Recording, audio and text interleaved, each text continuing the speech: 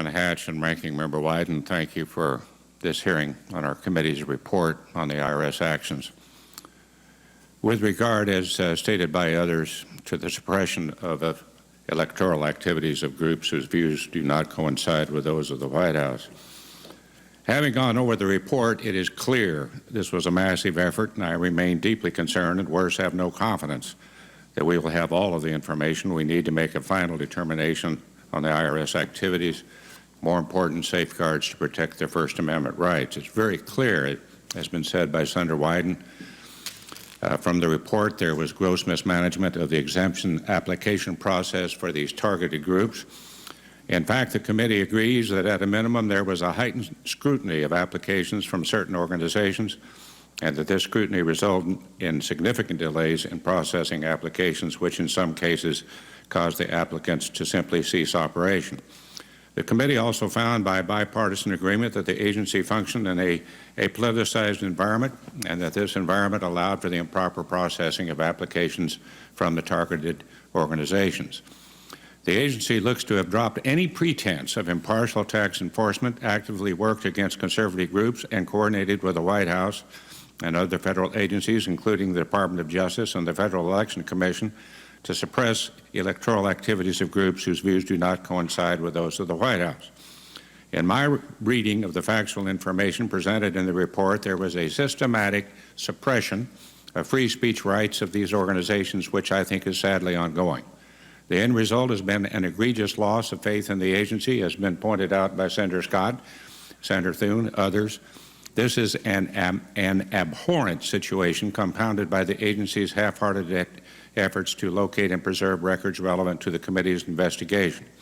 In fact, the IRS saw fit to mislead the committee about the existence of backup data and sat on the information about computer crashes and lost backup tapes for weeks.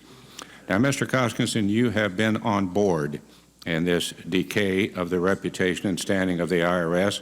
You bear a direct responsibility, which you obviously have said, particularly in your less than cooperative approach in responding to the oversight requests of this committee. Now, to be fair, as you have said, I know you have taken a number of steps to address some of the issues and recommendations identified in our report.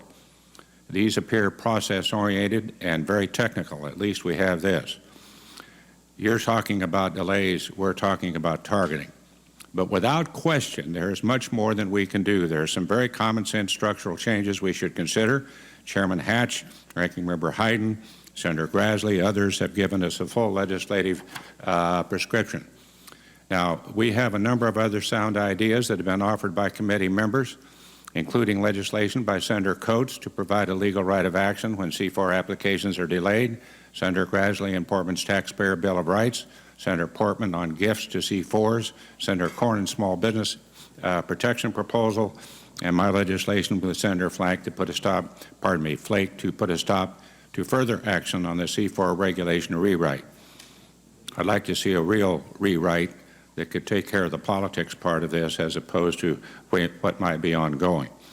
These are all good first steps in reorienting the IRS away from a political posture. I look forward to working with my colleagues and you, sir, as indicated by Senator Scott, through the committee as expeditiously as possible. You've just stated that the Justice Department interviewed 100 folks that there was some suspicion of being targeted on a political basis, and not one was involved in any politics. Senator Scott just alluded to this in South Carolina and in Kansas. I find this incredulous because the people I talk with have been targeted and targeted for years, and it is without question a situation where politics was involved.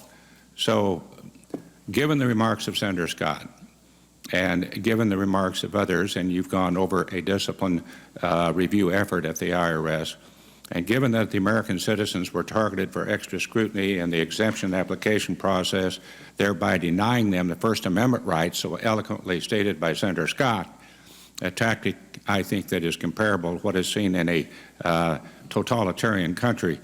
Take your pick.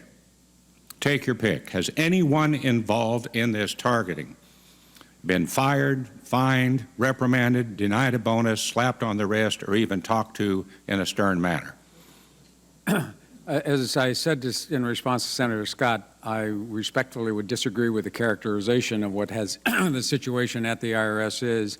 The IG, the Department of Justice, GAO have all looked for instances of political bias actually targeting anyone, and none of those reviews have come up with a single case.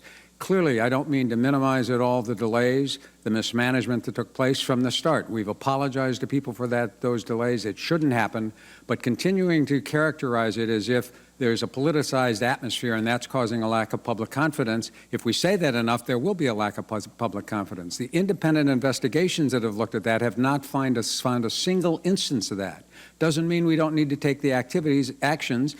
You have a bipartisan report after 2.5 long years, which is, I think, terrific. We responded quickly. We think the recommendations you recommended to us that we have control over are important and thoughtful, and we're going to implement them. And our hope is that our response positively to the committee will, in fact, restore whatever confidence has been lost. But I would say that, again, just reiterate, I think it's important for the public to understand that while people may feel they were targeted, there's been no objective review that has found that to be true. I do think it's corrosive to the tax compliance system if people feel that way. We are doing everything we can to try to assure taxpayers that when they hear from us, it's because of an issue in their tax return or their application. Well, I thank you for that. To do with who they are. Excuse me, my time has run out, but I thank you for your very optimistic take on this, and I think I probably would agree that the people I've talked to who are very irate about this,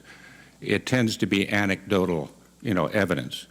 And you have stated the GAO, the Justice Department, Lord knows how many other people have investigated this with over 100 folks and found absolutely nothing wrong.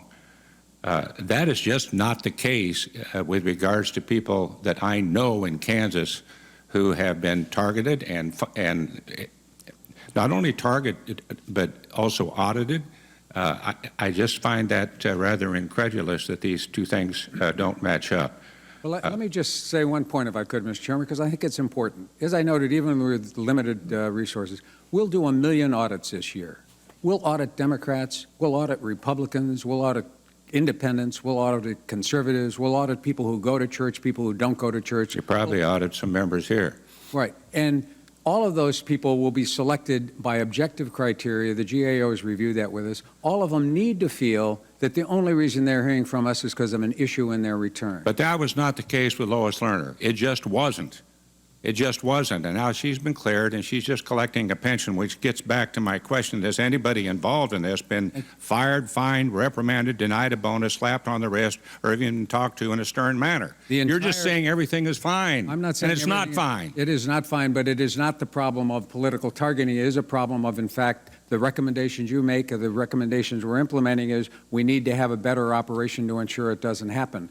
Lois Lerner had political views that she had a right to. She had no right to have them expressed during her working hours. The Justice Department talked to, as I say, 100 employees. All right, I've heard that. No one where I've heard that. They were influenced by her views, and I think it's important for us to understand what the facts are. I would not minimize the inconvenience, the impossible, the unacceptable way that the applications were delayed. There's no reason for that. We are committed to lowering that cycle time. We're down to 112 days. We're comfortable with a 207-day. Mr. Koskinson, my time is up, and that means your time is up right now. I admire your tenacity, and I admire your position. And I would, there's a great organization that you ought to take part here in Washington. It's called the Flat Earth Society, with regards to whether there was any politics in this or not. Mr. Chairman, several colleagues have now made